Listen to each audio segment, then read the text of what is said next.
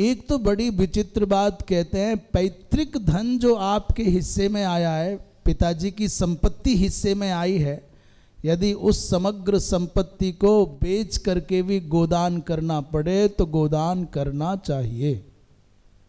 आप कहो कि साहब मेरे पास तो कुछ है नहीं, क्या करूं? तो पिताजी की परंपरा से भूमि मिली ना, घर मिला ना, विक्रय करो, गोदान करो।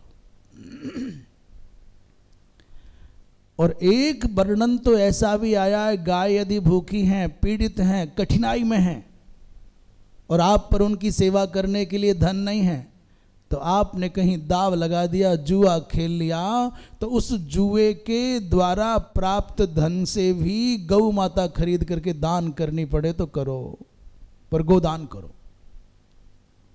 यो वै द्यूते धनम जित्वा और गाह क्रीत्वा संप्रयच्छति स दिव्य मयुतम शक्र वर्षाणाम फलमस्नुते। जो व्यक्ति द्यूत में धन जीत करके और गौ खरीद करके दान करता है, वो दिव्यम आयुतम शक्र है। शक्र वो आयुत माने दिव्य, 10,000 वर्षों तक दिव्य लोक में निवास करता है। दान में कोई धन प्राप्त हो जाए तो उससे भी गौ दान करे, और एक समय भोजन करके जो सनई सनई आपका धन बचाए, मैं अब आज से एक समय भोजन करूंगा, एक समय भोजन करने के कारण जो दूसरे समय का भोजन का धन बचा है उसको धीरे धीरे इकट्ठा करूंगा, उस संचित धन से भी मैं गौ खरीदूंगा और पवित्र वेद लक्षणा गौ माता दान करूंगा। इस भाव से भी गौदान करने का अवसर आवे तो करना चाहिए। अब इससे बड़ी बात और क्या होगी? 2 समय भोजन करने वाला एक समय भोजन करने लग जाए और एक समय की बचत करके धन संचित कर ले। एके नैव च भक्तेन यक्रीत्वा गाम प्रयच्छति यावन्ति तस्य रोमाणि संभवन्ति शतक्रतो।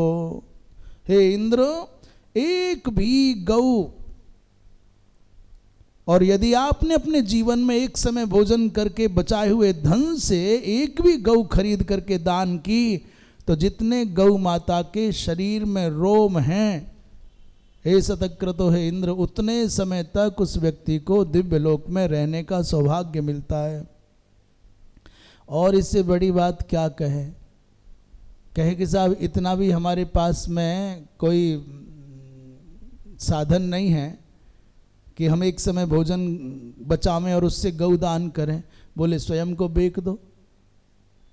आत्म विक्रय करने पर जो धन प्राप्त हो उससे गौ खरीदो और उत्तमोत्तम किसी गृहस्थी ब्राह्मण को दान कर दो। आत्म विक्रय करके भी यश्चात्म विक्रयम कृत्वा गाह कृत्वा संप्रेक्षति और यावत संदर्शयेत गाम वै स तावत फलमश्नुते। भैया, यदि आत्म विक्रय करने पर, स्वयं को बेचने पर भी प्राप्त धन से गौ खरीद करके दान करता है कोई, तो गौ जाति की सत्ता रहने तक पुण्य फल प्राप्त। जब तक इस संसार में गौ का अस्तित्व रहेगा तब तक वह व्यक्ति दिव्य लोक में निवास करेगा।